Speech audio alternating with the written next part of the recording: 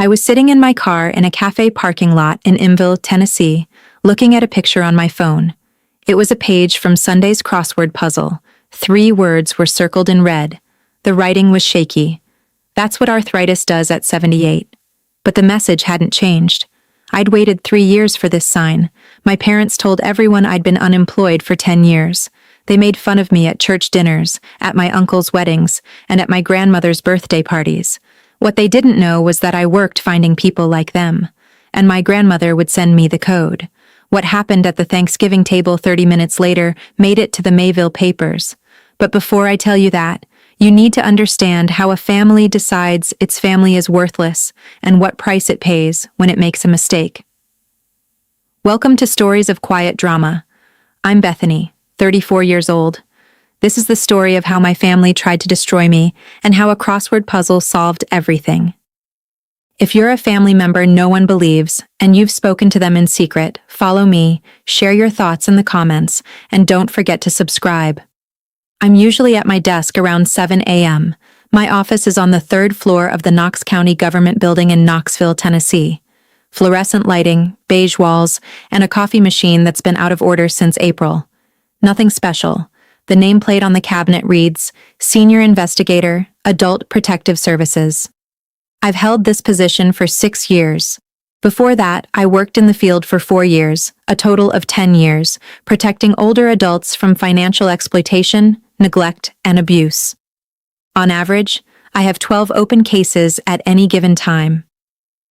Over these past 10 years, my department has uncovered over $3 million stolen from elderly victims, retirement funds stolen by children, savings accounts stolen by retailers, and forged documents by grandchildren who thought their grandparents wouldn't notice. 47 cases have been closed under my watch. 47 families have recovered their money, their dignity, or at least come to terms with the truth. I'm brilliant at my job. I can spot a forged power of attorney from 3 pages away. I read a bank statement like a mechanic reads a car engine. I know what's supposed to be there, and I know when something should be omitted. Strangely, my family didn't know. They were unaware of my position, the extent of my work, or my record. They knew one thing. Bethany Mayville had left after high school and never returned to do anything of value. That was enough for them. 47 families returned their money to my collection. My grandmother wasn't among them. Not yet. The tradition of doing crossword puzzles began when I was 8. Every Sunday morning, my grandmother Helen and I would sit on the front porch of our country house, the same porch my great-grandmother had built in 1952, and we would do the Mayville Daily Times crossword puzzle. She would let me hold the pen. I would write the easy words, 3-letter words, animal names, colors. She would take care of the rest, but she always explained the answer so I could learn something. She would say, 7 difficult words. Perseverance means not giving up, even if the pen breaks. My grandmother taught 2nd grade at Mayville Elementary School for 40 years. She retired at 65 with a pension, a savings account that had gradually accumulated, and a 40-acre farm that she had tended for 3 generations. She was a very resourceful woman. She was patient. She paid all her bills on the 1st of each month and kept the receipts in a shoebox under the kitchen sink, sorted by year. When I turned 16 and the rest of my family thought college was strange, my grandmother took me aside after Thanksgiving. She put $500 of her savings in my hand and said, "Don't tell your mother. You'll never understand me, but I'll understand you."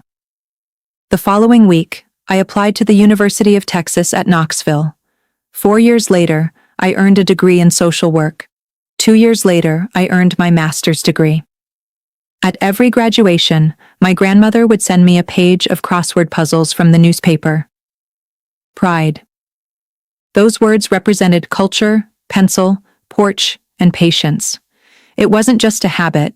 It was a language only we understood. My mother, Linda Foster, became pregnant with my brother Darren when she was 17. 3 weeks into her freshman year of college, she tested positive for the baby. She dropped out that day. That was 1989. She spent the next 37 years raising 2 children, running a household, working part-time in a church-run charity shop, and having relationships with other women that she couldn't keep. I don't think she'll ever forgive the world for that. I know she won't. Linda doesn't hate me because I was cruel, but because I missed an opportunity to escape what was taken from her. And when I didn't take that opportunity and return with a husband, a stable income, or a job at the church she could be proud of, her resentment only grew stronger and more entrenched.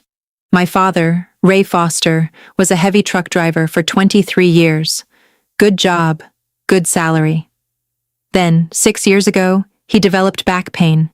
He had 2 slipped discs, underwent surgery, and a year of physical therapy, half of which was covered by insurance. The trucking company closed. He declared bankruptcy. In the midst of this crisis, he found his calling in online sports betting. He lost all his savings, which he had invested in a sports bet. His leadership wasn't inherently aggressive, it was driven by debt. There's a difference, but the psychological effects are the same. I agree with Linda's account. It's easier to justify failures than to explain them. And while the family mocked Bethany for being unemployed, no one asked Ray where his retirement savings had gone. Then there was my older brother Darren, who was 37 and worked at Henderson's hardware store on 9th Street. Darren stayed. He stayed when I left. He stayed when my father's business closed. He stayed when my mother moved back in with my grandmother. In his eyes, staying was loyalty. Leaving was betrayal. My feeling wasn't wrong. The mistake lay in the definition of loyalty itself. 2 years ago, I drove 45 minutes from Knoxville to Mayville for dinner at the First Baptist Church. My grandmother had invited me. Linda called to her through a narrow window while she was in the grocery store, and there was that quiet urgency in her voice that I'd begun to notice at work. "My dear, on Sunday, I want to see your face." I brought my grandmother's recipe, a dish of green beans with crispy onions. I carried the dish like a peace offering and entered the meeting room. 30 people, folding tables, paper plates, and the smell of fried chicken and sweet tea filled the air. Linda saw me before I saw her. She was standing at the dessert table with 2 women from her Bible study group, and she didn't lower her voice. "Look who's here," she said. "Bethany's sitting in Knoxville working, God knows what." The 2 women laughed. Not a hateful laugh, but the kind of laugh one has when they have nothing better to do. Linda continued, "I told her that if she had more free time, she could at least volunteer at the grocery store, but she didn't have the time." Darren leaned against the wall, placing a plate on his chest, and shook his head. At least she made time to eat, and that was the most useful thing she'd accomplished all year. I laughed out loud. I put the pot on the table and sat down next to my grandmother at the back of the class. She didn't say a word, but she took my hand under the table. Her grip was stronger than anyone in the room could have imagined. That night, I drove home and reached Highway 9, about 15 minutes from Knoxville. My car was on my shoulder, the engine running, and I sat there staring at the headlights. Then I drove home to sleep. The Thanksgiving day that changed everything, 18 months ago, was the beginning of a change in our phone calls. My grandmother and I had a special ritual. Every Wednesday night, after Jeopardy aired, she would call us from the kitchen. She liked to stand at the table and talk to us while she cleaned the stove. Those calls would last 40 minutes, sometimes an hour. We'd talk about her garden, about my work. Generally, I couldn't share details. She'd been struggling with the crossword puzzle that week. Then the calls would get shorter, 20 minutes, 15, 10. "Linda's here. I can't talk for long." That phrase would pop up in every call like a closed door. I started noticing a pattern. My grandmother Linda can only call when she's out shopping. It's on Wednesdays around noon for about 45 minutes. There's no contact outside of that time. One Wednesday, she said something that made me turn around. "They've changed my pills, honey," she said. "I'm not sure which one to take. This is making me anxious about managing my medication at work." When a caregiver changes an elderly person's medication dosage without explanation, it usually means they are ignoring their schedule or using it as a way to influence them. I asked my grandmother if I could visit her that weekend. She hesitated. "I would be so grateful, dear," she said, "but you must call first." I called Saturday morning. Linda answered, but she was asleep. She doesn't want visitors. I called her again on Sunday. Same answer. I asked Darren to inquire about her. The reply came calmly and repetitively. "She's fine, Bethany. My mother takes care of her every day. There's no need." I hung up and sat down at my kitchen table in Knoxville. I'd heard those same phrases before in 47 files. I never imagined I'd hear news about my grandmother. The following Monday, I returned to my office to review a case in Anderson County, an 83-year-old widow whose cousin had been collecting her Social Security benefits for 2 years. Formal instructions, isolation, financial control, and artificial dependency. I prepared the custody chain in 4 days. The prosecutor filed the charges on Friday. The widow sat by my desk, weeping, not tears of sorrow, but tears of relief. She said she had saved my life. I told her that wasn't true. I told her she had saved her life by calling us. I always say this. I believe it. That night, I went home and looked at my phone. I didn't get a call from my grandmother, or a text from Darren, or Linda, unless she needed someone to hold her accountable for something. I sat on the couch and thought about a bowl of cereal, and I thought about the widow in Anderson County. I noticed she had someone to help her. She had a neighbor who called our helpline. She had exposed me. My grandmother didn't have any of these things because the people she was looking for had drained her bank account. I hadn't said it yet, but I knew my professional mind had been preparing the picture for months. Short phone calls, changes in medication, access restrictions, isolation from outside contact, every warning sign in the Adult Protective Services training manual. The reason I hadn't told my family what I was doing was simple. In my line of work, if someone finds out you're looking for them, the evidence disappears. I'd studied this law for 6 years, and it never occurred to me to apply it to my parents. Then, 3 months later, my grandfather's estate tax bill went unpaid for the first time in 51 years. Property tax records are publicly available and searchable. You don't need a license plate or a court summons. A name and county are enough. I entered Helen Foster's name into the state database Tuesday afternoon. The results appeared in seconds. 6 months behind on her tax payment, with a $4,200 debt on the farmhouse and 40 acres that have belonged to my family since 1952. My grandmother Helen paid that bill every year on January 1st, perfectly regularly. She kept the bills in a shoebox under the kitchen sink, sorted by year since 1974. She had paid regularly for 51 years, and now she was 6 months behind. I called Mrs. Calloway. Evelyn Calloway, 71, lives on the property next door.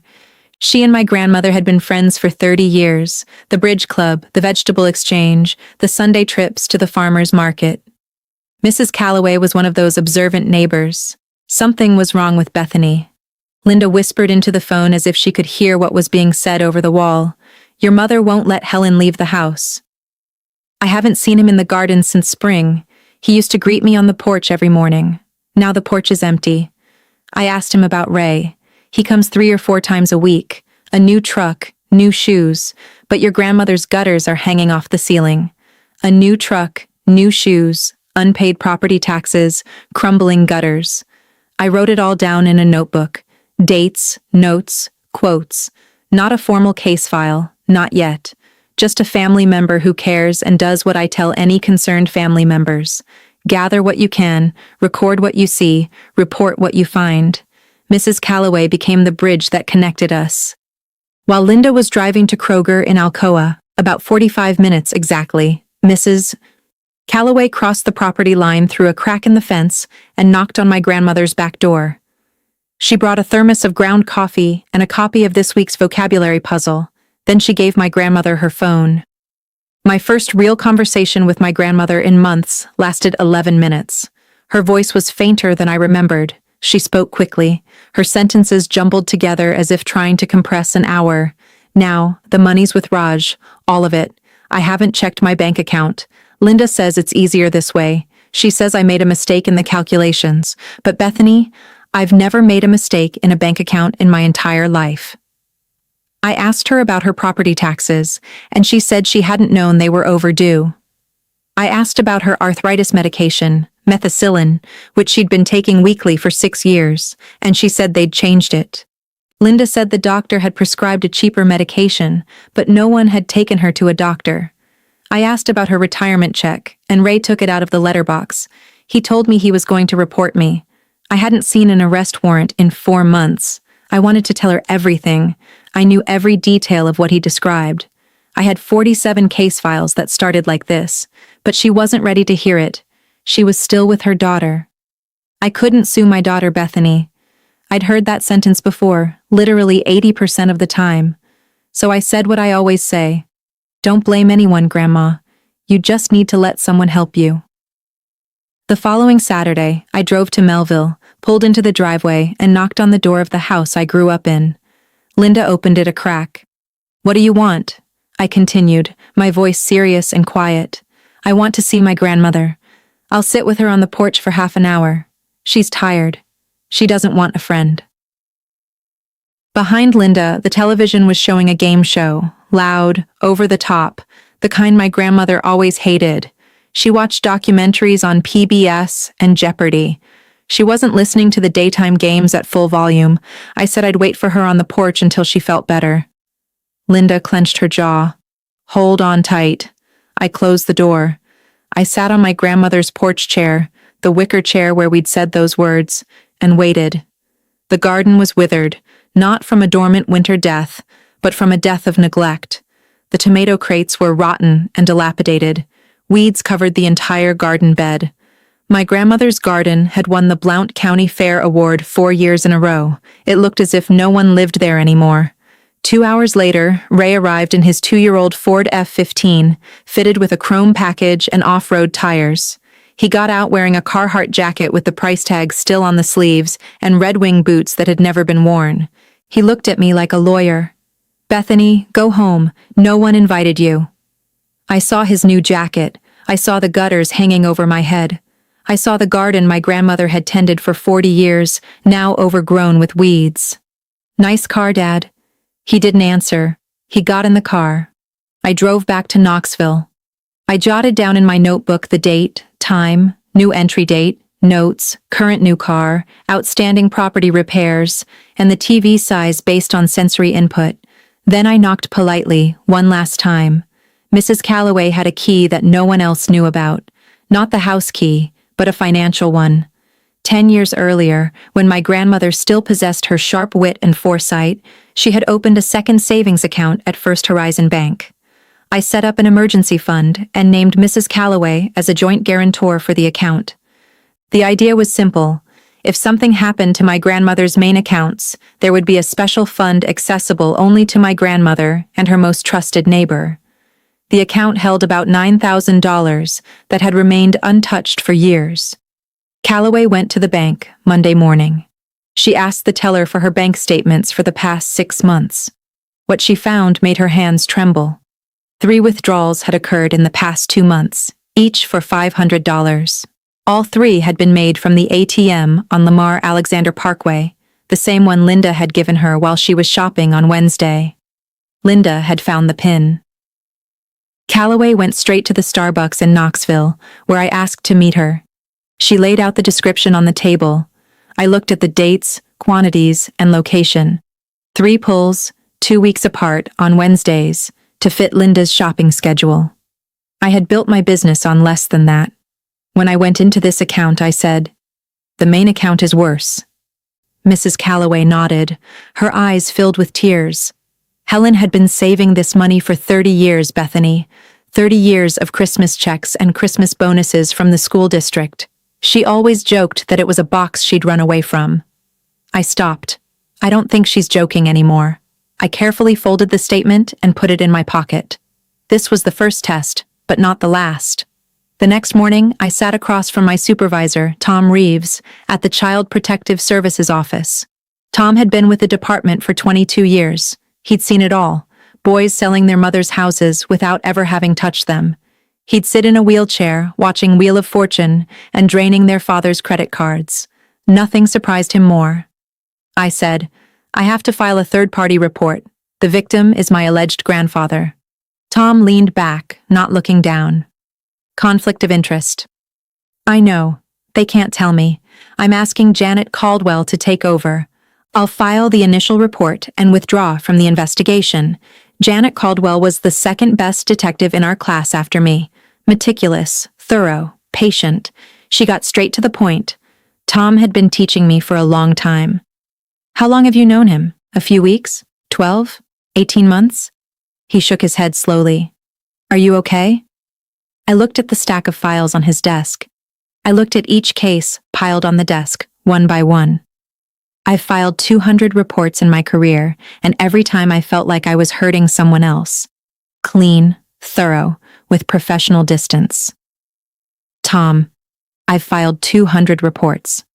This is the first one that makes me feel bad. He put a form on the desk. Third-party report of suspected elder abuse or exploitation. I filled out hundreds of reports. I knew every box, every checkbox, every legal phrase. But I had to write my grandmother's name in the victim box. Helen Marie Foster, 78, of Mayville, Blount County, on the headstone. I signed. Tom signed too. Janet Caldwell had a new case at lunchtime. Janet worked quickly, with the help of a third-party report and Mrs. Thomas. Calloway submitted his financial records to the magistrate's court as primary evidence, including a bank statement. The subpoena was returned within 8 days. When the original accounting records arrived at our office in a sealed envelope, Janet called me into the conference room. Then she closed the door. It's worse than you can imagine. The bank statements lay on the table, 26 pages long, 1 page for each month of the past 2 years. The account balance had been $131,000, 24 months prior. My grandfather's life savings. 40 years' worth of his salary as a public school teacher, carefully saved and with minimal spending. The numbers told a story I'd read dozens of times before.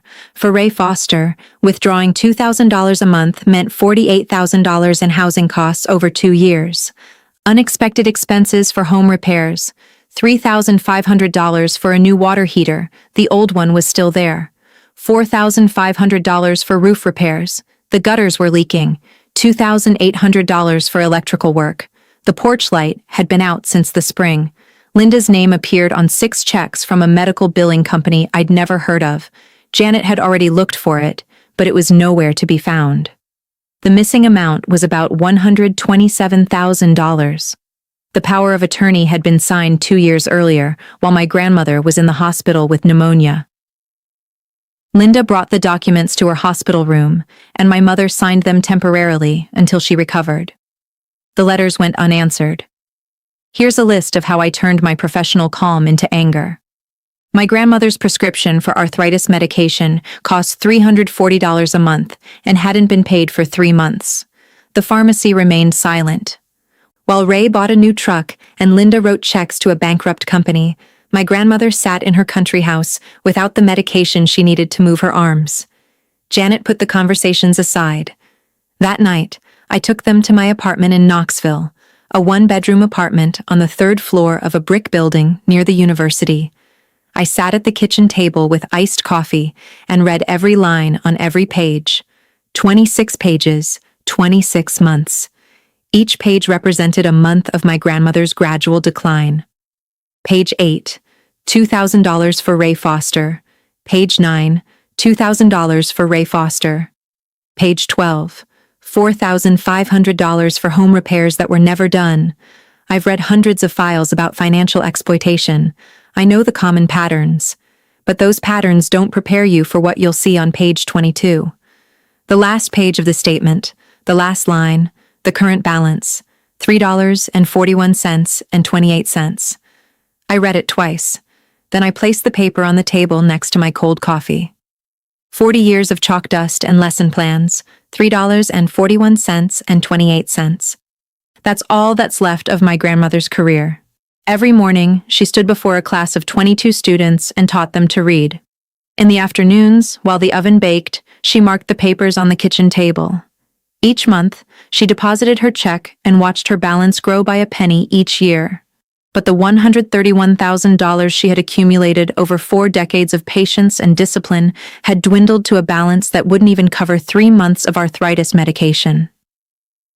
I folded the newspaper on the table, picked up the phone, and called Janet. How quickly could we do this? I sat there watching 26 pages of my grandfather's life vanish into thin air. If you've ever seen someone you love exploited by those who were supposed to protect them, you know that feeling, that cold, silent realization that you have to do something. If this story resonated with you, keep searching. The mystery wasn't solved. Janet and I met with the Blount County Assistant District Attorney the following week. His name was Paul Whitfield. He was in his mid-50s, a former public defense attorney turned prosecutor, and he'd seen enough cases of elder abuse to be indifferent. Janet presented evidence, including bank statements for 26 months, a fake personal assistant, Ms. Calloway's testimony regarding withdrawals from the second account, and pharmacy records showing unpaid prescriptions for Metrotis. Whitfield reviewed all of this for 40 minutes without saying a word. Then he raised his head and said, "You have enough money to file a money laundering charge under Tennessee law, June 17, 71. The possibility of fraud and theft exceeding $10,000, which is a third-degree felony." Janet nodded. "What we need is proof of address," she said, "to establish that the victim didn't authorize these withdrawals herself, especially since she was self-isolating." Whitfield looked at her. He knew I was family. He also knew I wasn't a detective. "Can your grandmother give her testimony?" I told her, "If we can reach her, my mother is in control of everything." She changed her phone number and banned visitors. "The only way to contact her is through the neighbor. She has messed with several bank accounts. We can request a security check, let a police officer knock on the door, and talk." They were giving her advice before the officer arrived. I told her that Linda was unable to speak in the room. Whitfield was silent for a moment. Then she had to come to me on her own. I remembered the crossword puzzle, the 3 words circled in red, and the code that my grandmother and I had created 5 years earlier, the first time I had explained to her what elder abuse looked like, because I wanted her to be prepared in case someone she knew experienced it. I laughed. "You think you're going to steal from an old teacher?" I didn't laugh again. The following night, I called the village house. Linda answered on the second ring. I lowered my voice. "Hello, Mum. I want to talk to Grandma for a few minutes. She's watching her shows. I'll wait." Linda sighed. "It's a long and complicated story, requiring more effort than simply saying what you want to say. Bethany, your grandmother is fine. She eats 3 meals a day. She watches her plays. She sleeps in her bed. I came back to care for her 3 years ago. What have you been doing?" I didn't answer the question. I said I wanted to hear directly from her if she was well. "Do you want to hear something?" "Okay. This is what I hear every day from the women at church, from your grandchildren, and from the people who come over, of course. Bethany in Knoxville, God knows." There was a moment of silence. Then Linda's voice became low and sharp. "Bethany, you've had every opportunity, scholarships, degrees, all that education. And what did you do with him?" "Nothing. At least Darren stayed. At least Darren showed up." I moved the phone away from my ear, not because he was ill. I've had worse hearing loss during preliminary interviews with real criminals, but because I had to remember this was a conversation, not an interrogation. "Can I speak to my grandmother, please?" "No." A click. I hung up. I opened my laptop and jotted down the time, date, and a summary of the conversation in my notebook. Tennessee requires prior approval. The call wasn't recorded because I intended to, but because I record every call from that number. It was a habit I picked up at work, and good habits are hard to break. Then I tried to contact Darren, but he had blocked me on social media after we had dinner at church 2 years ago. So I emailed him. The subject was my grandmother.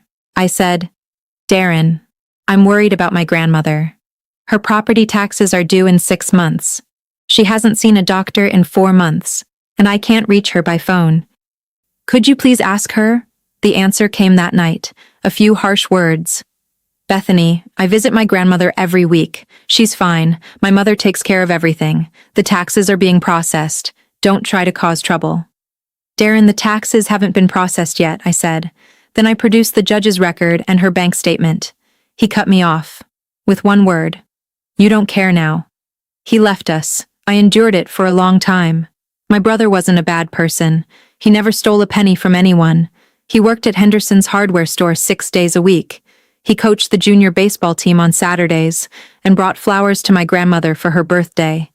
In his eyes, he was the loyal man I'd run to Knoxville for. He knew nothing about the $127,000. He knew nothing about the fake accounts, the bounced pension checks, or the unpaid prescriptions. He knew only the story Linda had written. Bethany had run away, but Bethany hadn't succeeded. Bethany never had a chance to think about this family. And because that narrative was easier and more convenient than the truth, she believed it. He wasn't protecting Linda and Ray. He was protecting the only version of reality that made his sacrifices seem worthwhile. I understand this. I've seen it time and time again. A facilitator who doesn't know what he's encouraging, a gatekeeper who thinks he's protecting his family while actually imprisoning the victim. My brother misunderstood the story. I couldn't correct him via email. 2 weeks later, Mrs. Calloway called me at 9 p.m. She had never called that late. She said, "Bethany, Helen fell in the bathroom last Tuesday. She hurt her hip and right hand. Linda didn't take her to the hospital. She said it was just a bruise." I closed my eyes. He fell in the bathroom. Broken hip, broken hand. He received no medical attention. I've written these words in dozens of neglect reports. How bad is his hand? He can't even hold a pen. I saw him from the kitchen window yesterday. He was trying to peel an orange and couldn't hold it. Mrs. Calloway stopped. I heard his breathing. A frightened woman, breathing cautiously. There was something else. I was watching my chickens last night around 8 o'clock. I saw your mother's picture on Helen's porch. She was alone in the dark, holding a picture frame in her hand. I couldn't see what was on the other side of the fence, but she was crying loudly, for about 5 minutes. Then she got up, wiped her face, and went back inside. I knew which picture frame it was. My grandmother had had a picture hanging on the living room wall since I was a child. A picture of Linda graduating from high school, 1989. A black cap, a white ribbon, and a smile that seemed to conquer the whole world. My grandmother had hung that photo on her wall for 37 years. It was the only graduation photo she ever hung. Linda looked at it every day, and it reminded her of the life she could have had. I felt something stir in my chest. It wasn't forgiveness. I'd been away from it for years. It was realization. My mother was devastated by the choices she'd made for him when she was 17. She spent the rest of her life trying to make everyone around her equal. Mrs. Calloway was running out of time. It was Wednesday, 3 weeks before Thanksgiving. Linda went to Kroger's at 9:15. Mrs. Calloway was hesitant at 9:20. She found her grandmother at the kitchen table. The Sunday crossword puzzle was open in front of her. The page was crumpled. My grandmother hid it under the mattress and waited for the right moment. She circled 3 words in red ink. The ink was so thick she buried the newspaper. "Help, it's blocked. Call him." At the bottom of the page, she circled another word in separate, convincing handwriting. "Thank you, Mrs." Calloway took a picture with her phone and sent it to me. I was at my desk in Knoxville when I received the call. I opened the message, zoomed in on the picture, and read the 4 words. My hands didn't tremble. My heart didn't race. I'd practiced this. Not now, but now. A sign that the victim had found the courage to ask. A coded message bypassed the gatekeeper. Throughout my career, I've received signals like this. A message to a nurse, a message to a mail carrier, a whispered phone call while the attacker was showering. Each one was an extraordinary act of heroism. This message is from my 78-year-old grandmother, whose hand was so badly injured she couldn't even hold a pen. I pressed down hard on the red ink until the paper broke. I got up from my desk and went to Janet's office and placed the phone on her desk. The screen was lit. I told her we understood. She was looking for help and wanted us to be there for Thanksgiving. Janet, Paul Whitfield, and I met that afternoon at the American Prosecutors Association office. Janet had the entire case file spread out on her desk. Bank statements, forged power of attorney information, affidavits confirming Mrs. Calloway's withdrawals from the second account, pharmacy records confirming 3 months of unpaid Meditrex, a log of rejected visits, my call logs, And now, the coded crossword puzzle, a voluntary cry for help from the victim herself. Whitfield stared at the crossword puzzle for a long time. She chose the date. I agreed. Thanksgiving. The whole family will be there. He looked at Janet. Are you comfortable with differing opinions on various topics? Janet nodded. All three involved in the money laundering live at the same address. That will be effective and will protect the victim from any personal retaliation that might follow. Whitfield signed the APS emergency response permit. Janet will serve as the APS chief of staff. A deputy from the Blount County Sheriff's Office, Deputy Sam Morris, with 15 years of experience, will be present to provide security and handle necessary legal documentation. I will be there with my family. Officially, I had no official role. I was just a worried granddaughter working in the same department. But we all knew why I was there. My grandmother had sent me the sign, not to the General Services Administration, but to Bethany. Her granddaughter, to whom she had given $500 20 years earlier, taught me vocabulary riddles on the porch every Sunday morning. He circled 4 words in red to help him. I was going home for Thanksgiving. 3 weeks is a long time for someone you love to be counting the days. I went to work every morning. I looked at other cases, interviewed other victims, and prepared other reports. My colleagues at the Knoxville office didn't know about my grandmother's case. Only Tom and Janet knew the details. As for everyone else, I was the same Bethany I always was. Quiet, cautious, first in and last out. At night, I would sit at the kitchen table and rewrite 26 pages of bank statements. Not because I'd forgotten anything, but because I had to be sure. Every number had to be accurate, every verification date correct, every instance of fraud precise. If this case went to court, which it did, the evidence had to be irrefutable. There was no room for error in the numbers or a change in the date. I remembered Linda on the balcony holding her graduation photo. I didn't hate my mother. I didn't pity her. All I wanted was for her to stop. Mrs. Calloway would call every few days to give me an update. My grandmother was eating. She sat down. She put on the blue church dress she kept for special occasions and hung it outside the closet door. She wanted to be ready for him. She said she knew Mrs. Calloway was coming. She asked about Linda. As usual, shopping on Wednesday, going to church on Sunday, pretending everything is fine. This is the essence of financial exploitation. Criminals never believe they are doing anything wrong. They convince themselves they are in debt. They convince themselves the victim wants them to keep the money. They convince themselves the money is always theirs. It's the least serious crime in America until someone opens a bank account. 10 days before Thanksgiving, Mrs. Calloway sent me a group message from Darren. She'd created a family group, aunts, uncles, cousins, everyone except me. Subject: Guardian, Thanksgiving at Grandma's. Message: Hi everyone, Thanksgiving at Grandma Helen's this year, Thursday, 11 a.m. I'll be bringing the turkey. Let's go, let's give Grandma the real family she deserves. 22 people confirmed their attendance. Aunt Patricia, Uncle Glenn, 6 cousins, Darren's wife, Linda's Bible study friends, and Pastor Johnson from First Baptist Church, the man who had mocked Linda when she called me worthless at the church service. I read the guest list and smiled for the first time in weeks. I didn't need an invitation. I had better. I spent the next 3 days photocopying my bank statements 3 times because I always carry backups. The informed consent form with the date of hospital admission. The summary of Janet's official acute pain syndrome test. Mrs. Calloway's confirmation. A picture of a crossword puzzle printed on a piece of paper. I organized everything into a simple file. It contained only the case number. At work, I had 2 other daily tasks to complete. On Thursday, I attended a training seminar. On Friday, I had lunch with a colleague. A normal week, a normal life. I would come home each day, open the file, and review its contents again. Then I would lock it up, sit at the table, and prepare dinner. On the Tuesday before Thanksgiving, I would pack a small bag, drive to Melville, and check into the Comfort Inn on Lamar Alexander Parkway, the same street where Linda used to withdraw cash from the ATM every Wednesday. My room was on the 2nd floor. I placed the file on the desk, set my alarm for 6, and did what I always do the night before any important occasion. I went to bed.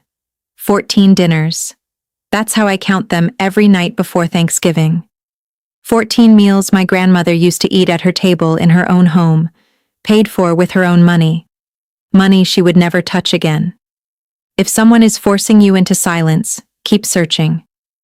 Because the silence will one day end.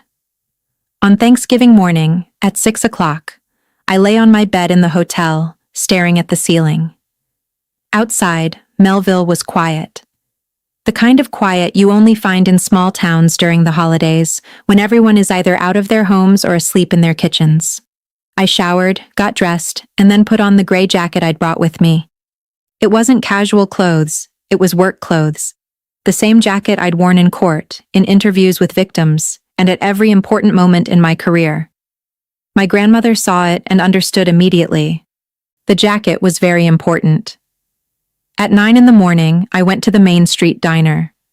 I had boiled eggs, wholemeal toast, and black coffee. I ate slowly, reading the Mayville paper and working on an unusual crossword puzzle. I thought about the 22 people who would be sitting around my grandmother's table in 3 hours in a house riddled with holes because my brother had spent the money meant to fix it on online gambling. At 10:15 a.m., Janet arrived at the restaurant parking lot in her licensed vehicle. Deputy Sheriff Morris arrived 5 minutes later in his patrol car. We sat in a booth in the corner. Janet carried the case file in a leather briefcase.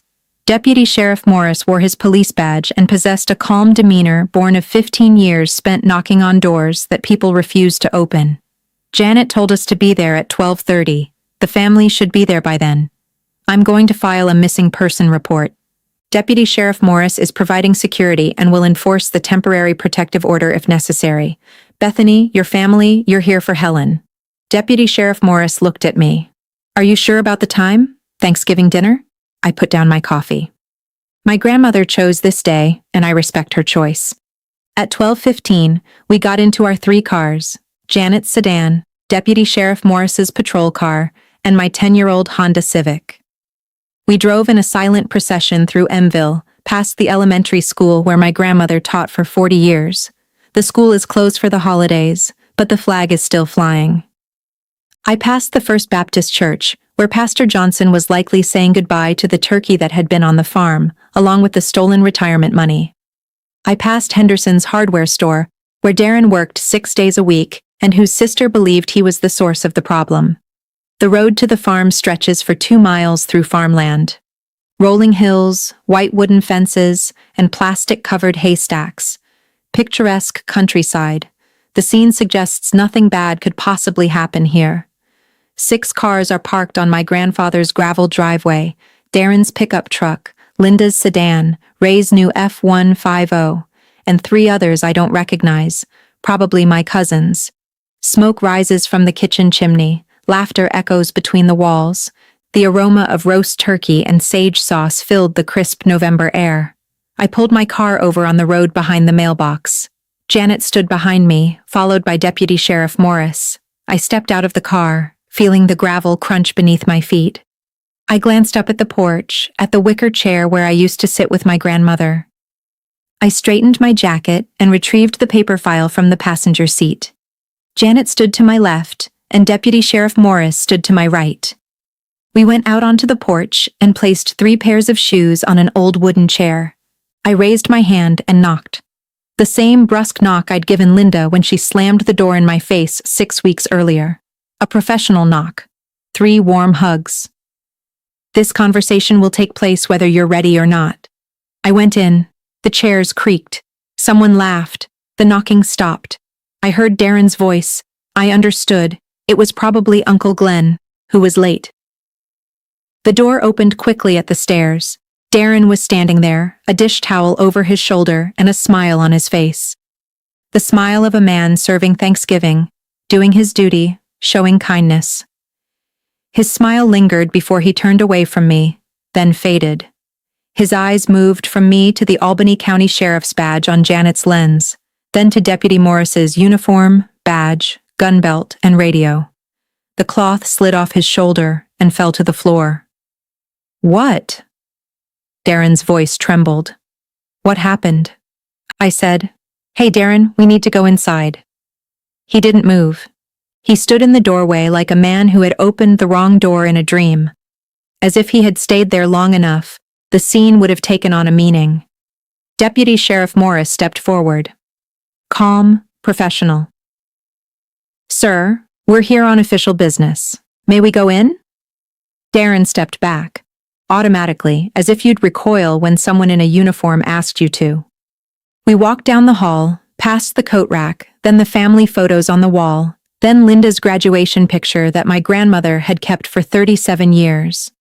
The dining room opened up before us. A long oak table, white tablecloths, fine china, my grandmother's wedding set that she'd brought especially for the holidays, 22 people seated around it, a turkey in the center, still hot, cranberry sauce, sweet potato casserole, dinner rolls. And at the end of the table, my grandmother, Helen Marie Foster, 78, sits in a chair near the kitchen, wearing a blue dress, her hands folded in her lap. She looks at me, then at my gray jacket, and smiles. The room falls silent suddenly, then a man wearing a badge and uniform enters. 22 forks hung in the air. Linda stood at the head of the table, a carving knife in one hand and a serving fork in the other. She froze. Ray sat to her left, a glass of wine between his lips. The glass stopped. Reverend Johnson sat opposite Ray, a handkerchief wrapped around his neck. His face shifted from left to right in a matter of seconds. He looked worried. Aunt Patricia, Uncle Glenn, 6 cousins, Darren's wife carrying her baby, and 2 women from the Bible study group were all looking at me, with Janet in her uniform. Linda spoke first. Bethany, who are you? Who are these people? Janet stepped forward, opened her purse, and took out the document that was the official notice of the Child Protective Services investigation. My name is Janet Caldwell from the Adult Protective Services. We've been conducting an extensive investigation into the financial exploitation of Helen Marie Foster. She left the document on the table next to the cranberry sauce. Over the past 24 months, approximately $127,000 has been withdrawn from Ms. Foster's bank accounts. The exhibition revolves around Raymond Foster and Linda Foster. The words fell like stones onto the table in the still water. The ripples of the waves could be seen. Aunt Patricia raised her hand to her mouth. Uncle Glenn leaned back in his chair. The cousins exchanged glances. Linda slowly lowered the carved knife. She said it was Thanksgiving. Her voice trembled. This is my mother's Thanksgiving dinner. You can't come here. Deputy Sheriff Morris said, Ma'am, please have a seat. Janet placed the bank statements on the table, 26 pages long. She arranged them carefully and placed them between the turkey and dinner bread so that each page faced the family and they could read the numbers themselves. These are Ms. Foster's bank statements, obtained through a court order. Janet says they document regular withdrawals totaling $127,000, monthly transfers of $2,000 to Raymond Foster listed as household expenses, payments from the company not used for medical expenses, and payments for home repairs. She pointed to the window overlooking the dining room where the broken water pipe hadn't been fixed yet. Ray lowered his wine glass. His hand was shaking so badly that the wine spilled over the rim, leaving a red stain on my grandmother's white tablecloth. Helena gave us this money, he said loudly and quickly. She wanted to help her. Sir, she said. Janet interrupted, saying, Foster, Mrs. Foster's arthritis medication hasn't been paid for in 3 months. The pharmacy stopped filling the prescription. Her property taxes are 6 months overdue. The power of attorney was signed while she was in the hospital with pneumonia, and it hasn't been reviewed or renewed. Ray opened his mouth, then closed it, then opened it again. Nothing came out. It was like standing at a hinged door and hearing it click shut. Linda didn't sit down. She was still standing at the head of the table, gripping the back of the chair with both hands, her wrists pale. She turned to me. Her eyes were wild. She wasn't afraid. She wasn't remorseful. She wasn't angry. You did it. There was no room for doubt. You called the police because of your mother. I saw my mother at the grocery and bank receipt counter, 22 people watching, the turkey freezing, cranberry sauce next to page 14, and $4,500 lost because of roof repairs that were never done. I spoke in the voice I use in court. A clean apartment, no heating. I didn't call the police. Mom, I'm the detective. The room changed. I can hear my own voice. A collective sense of relief for 22 people who thought I was nothing for 10 years. My name is Bethany Foster. I'm a senior detective with the Adult Protective Services Division of the Tennessee Department of Human Services. I have held this position for 10 years. During that time, my department investigated and resolved 47 cases of elder abuse in East Tennessee and recovered over $3 million in stolen property. As I spoke, I saw my words reflected in the faces of everyone at that table. Aunt Patricia, Uncle Glenn, my cousins, Reverend Johnson, and everyone I had heard about from Linda over the past 10 years. You always said I sit in Knoxville and say, God knows. I looked at Linda. God knows what I'm doing, Mom. Linda exploded. The chair behind her fell to the floor. Ungrateful. After I've sacrificed everything, you come to my mom's house and accuse me. How dare you? Her hands were shaking, her face was flushed, and she spat down her lower lip. Each word was louder than the last, filling the dining room and rattling the dishes. I didn't raise my voice. I didn't turn around. I stood there and waited. I'd done this before, to stand in the middle of someone's anger and make them disappear. That's the first thing you learn in crisis intervention. The louder they shout, the quieter you become. Power doesn't come from the voice, but from someone who doesn't want it. Linda finished speaking. She stood there, her hands clenched, tears streaming down her face. Mom, this is her house, I said, her money and her choices. Ray tried again. He leaned forward in his chair. Janet, what's your name? He said. Listen, this is a family matter. Helen is my mother-in-law. She asked us to take on the case. I signed the papers. It was all a misunderstanding. Janet doesn't regret it. Mr. Foster's power of attorney was signed while he was in the hospital with pneumonia. Mrs. Foster's arthritis medication hasn't been paid for in 3 months. He owes property taxes. Payments to Allied Medical Solutions were recorded on 6 checks drawn on the account. This company had been dissolved in 2019 and had no address, phone number, or active employees. The checks were deposited into a personal account belonging to Linda Foster. Ray looked at the tablecloth and noticed the red wine stains slowly spreading onto the white sheets. He said no more. Then my grandmother stood up. Mrs. Calloway, whom I had called over at that moment, was sitting beside her, and she helped me up by my elbow. The room turned, her head, her eyes. My grandmother Helen, in her blue church dress, her hand wrapped around the edge of the tablecloth, was standing at the end of that long oak table.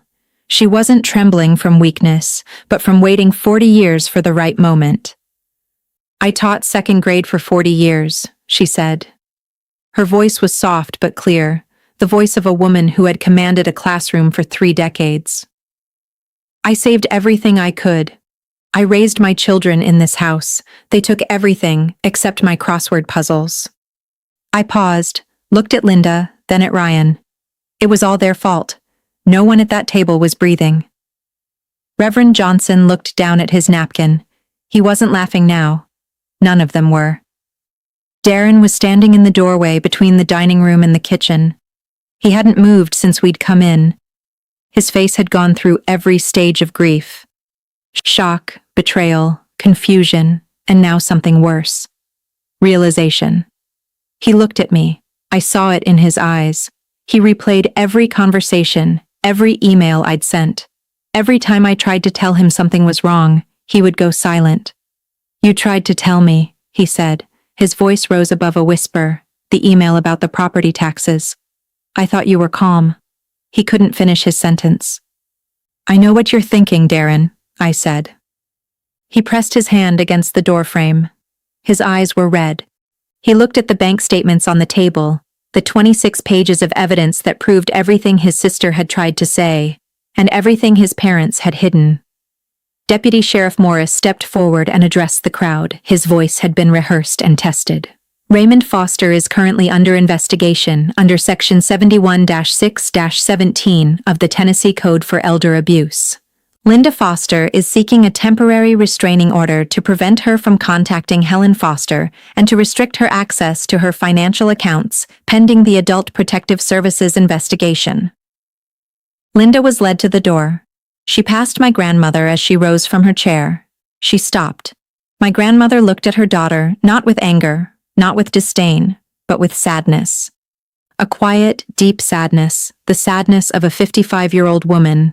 She said, "I've had your graduation photo on the wall, Linda, 40 years. I'm so proud of you." Linda's face changed, and she wept. The tears of a penitent are not ordinary tears. They are the tears of a man in his own arms. I know the difference well. I've seen it 47 times. 3 months after Thanksgiving, Ray Foster was sentenced to 18 months of probation, ordered to pay $48,000 in restitution over 5 years, and a permanent restraining order was issued against my grandmother, Helen. The lawyer claimed his client was experiencing financial hardship.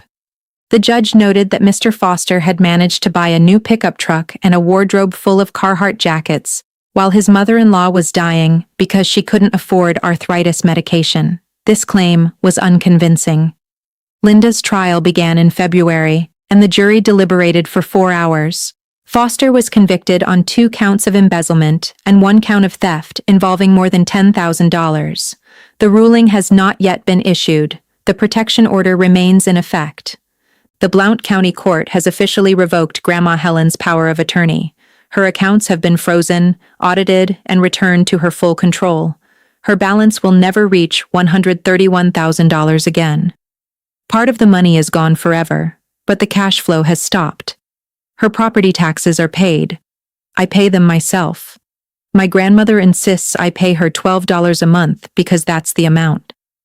Her medication is back with me. A home care nurse visits her 3 times a week. Mrs. Calloway comes every day. Darren remained quiet for 2 months after Thanksgiving. No calls, no emails, no texts. One Sunday in late January, an email arrived. The subject line was blank. "Sorry, I had to listen." "Let's have dinner with Grandma on Sunday. I miss you," I replied. It arrived with a bouquet of flowers and a vocabulary book from a second-hand clothing store. My grandmother sat him down on a wicker chair on the porch and wouldn't let him go until he finished his first puzzle. He was stuck on the 7th line. I helped him. It was a Sunday morning in April. I drove for 45 minutes from Knoxville to Mayville with the windows open. The cornucopia trees were in bloom on the 9th line, and soft green mountains stretched out on the horizon. I walked back along the dirt path to the farmhouse. The gutters had been replaced. Darren had done it himself. For 3 weeks straight, the garden was recovering. Mrs. Calloway was helping my grandmother plant new tomato seedlings and a row of basil around the hedge. The flower beds had been weeded. The porch steps had been swept. On the porch, my grandmother Helen sat in a wicker chair, 75 pounds of patience and a crossword puzzle in a blue jacket, a coffee cup on the armrest, the Sunday paper open on her lap. I sat in the chair next to her. She handed me a pencil. We worked in silence for a while. All we could hear was the writing on the paper and the cawing of cardinals from the cedar trees. She tapped her finger on a path. 9 letters. "What do you build when no one is watching?" I smiled. "A character, Grandma." She nodded and finished.